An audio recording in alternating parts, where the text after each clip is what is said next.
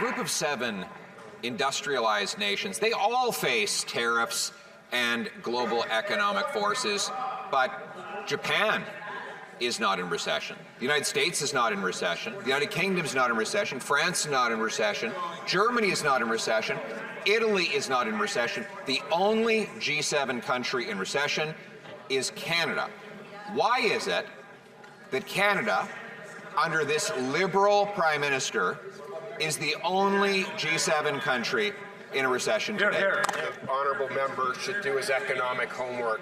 He should understand that Canada is the most integrated country in the world with the United States. They have declared a trade war on us. This side of the House understands that. We will control what we can control. That's why we're building new mines at Red Chris. That's why we're building new pipelines on Sunrise. That's why we're building 4 new mines in Saskatchewan, a uranium mine, a potash mine, and a copper mine. They should start to understand economics and try to help build this country instead of tear it down. Mexico shares a border with the United States and is as integrated with the U.S. as we are. And Mexico is not in a recession. Only Canada, in all of North America, only Canada is in recession. Not only that, since this Liberal Prime Minister took office, he's lost 46,000 jobs, 112,000 in the last 3 months alone. We have the 2nd highest unemployment in the G7, a 3rd higher than the U.S. The economy has contracted 3 of the last 4 quarters. Over $20 billion of net investment has fled the country. 5 consecutive quarters of investment dropping, mortgage delinquencies up a 3rd, a 17-year high. Why are we the only country in a recession? The Leader of the Opposition should take note of some of the facts.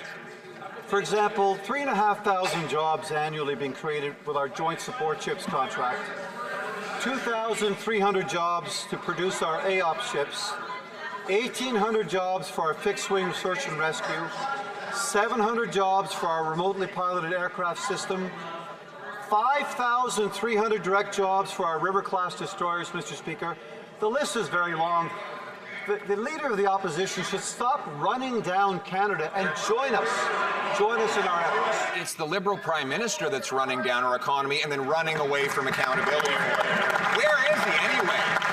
We've known now it's been 4 days since Statistics Canada reported that Canada is the only G7 country in a recession, and the Prime Minister has not answered one question, not in this House, not from the media, not from anyone. The guy who said you hire him in a crisis, well, now he's made a crisis. He's created the only G7 economy that's in a recession. Instead of running away from accountability, why doesn't he run in here and do his job?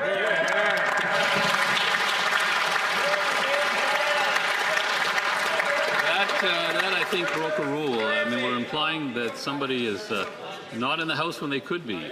I would warn members against doing that, because at some point I might have to dock questions. In fact, when the global winds of uncertainty were blowing, what did this government do?